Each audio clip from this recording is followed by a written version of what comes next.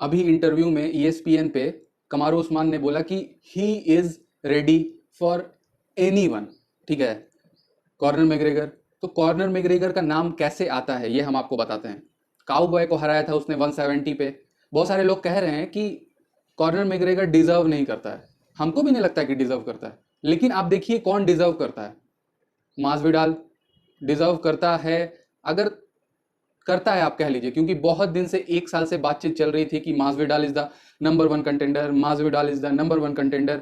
लेकिन अब ये मासविडाल को पता चल गया है कि वो चैंपियन ही नहीं बनना चाहता है, क्योंकि कमारो उस्मान से फाइट लेना और नेट डियाज से फाइट लेना, जिसको वो आराम से हरा चुका है तो फर्स्ट फाइट में, और मनी भी ज़्यादा है क्योंकि नेट डियाज की फॉलोइंग ज़्यादा है, और अभी पैंडेमिक की वजह से आपको गेट भी नहीं है, सिर्फ पेपर व्यू है। नेट डियाज की फॉलोइंग ज़्यादा है, तो समझ रहे हैं आपकी, मतलब पैसा ज़्यादा कमाएगा। इसका मतलब अभी हिस्ट्री में ऐसा मैंने कभी देखा नहीं है 10 साल के UFC में, और जितना दिन से UFC चल रहा हो, कि nobody wants to be a welterweight champion. अभी सिर्फ कॉल आउट कर रहा है कोबी कविंटन कमारो उस्मान को। लेकिन कोबी कविंटन को आखिर कमारो उस्मान क्यों चांस देगा?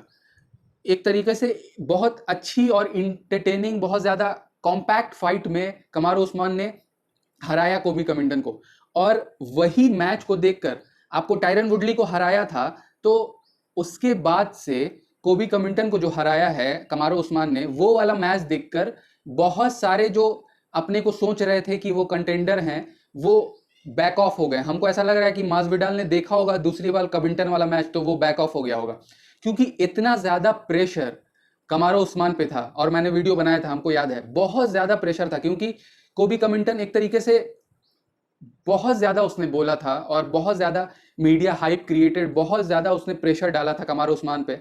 लेकिन कमारो उस्मान उस मैच में 5th राउंड में नॉक डाउन करके कोबी कविंटन को वो जीता है मैच। तो एक तरीके से फिजिकली वो स्ट्रांग है, और वो दिखाता है कि कितना ज़्यादा वो मेंटली स्ट्रांग है। तो इसी वजह से मासविडाल ये देख रहा है कि वो मैच अगर हार जाएगा कमारो उस्मान से, तो एक तरीके से नेट डियाज वाली भी फाइट चली जाएगी। आप अगर मासविडाल को देखते हैं, नंबर वन कंटेंडर है वो, लेकिन एक तरीके से जो गेम ब्रिड मासविडाल का जो नाम उठा है, जो BMF टाइटल वाला, वो अगर वो मैच हार जाएगा तो मेरे ख्याल से वो नेट डियाज के पास चला जाएगा, या दूसरा मैच हो जाएगा Nate Diaz versus corner McGregor, एक इस तरीके से हो जाएगा। भले वो आपको वो एक ही फाइट थी और एक ही मैच के लिए वो टाइटल बना गया था, लेकिन जिस दिन मासविडाल मैच हारेगा एक तरीके से डॉग फाइट में, उस दिन के बाद से उसके पास से वो टाइटल हट जाएगा। वो वर्चुअल टाइटल है, वो हट जाएगा, क्योंकि वो मैच हार गया। अब ही is not the BMF of the world, मतलब इस तरीके से वो देखा गया है। और हम लोग देखेंगे अगर उस्मान और कॉर्नर मैग्रेगर की फाइट के बारे में, तो अभी कुछ दिन पहले कमारो उस्मान के मैनेजर ने आकर कहा कि अगर कॉर्नर मैग्रेगर फाइट चाहता है तो वो फाइट मिल सकती है उसको फाइट, क्योंकि उसने काउबॉय को हराया है 170 पाउंड में, उसके पास बेल्ट लेने का चांस है। लेकिन कॉर्नर मैग्रेगर को भी पता है कि उतनी ज़्यादा हाइप क्रिएट नहीं हो पाएगी, और बहुत ज़्यादा रिस्क है, और रिवार्ड बहुत ज़्यादा कम है। रिवॉर्ड तो मासविडाल और उस्मान में, मासविडाल के पास बहुत कम रिवॉर्ड है, लेकिन कॉर्नर और उस्मान में रिस्क बहुत बड़ा है और रिवॉर्ड बहुत बड़ा है। मनी के तरीके से हम बात कर रहे थे कि मनी तो, हाइप तो कॉर्नर क्रिएट कर देगा, लेकिन वो जीतेगा कि नहीं जीतेगा, क्योंकि बहुत बड़ा रिस्क है।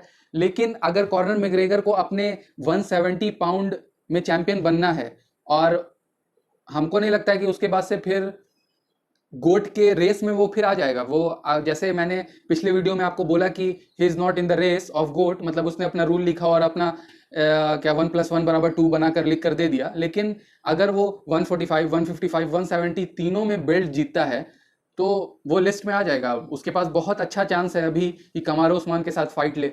रिस्क रिवॉर्ड वो ये मत देखे और फाइट ले। It will be interesting fight. और क्या कहें, that will be amazing.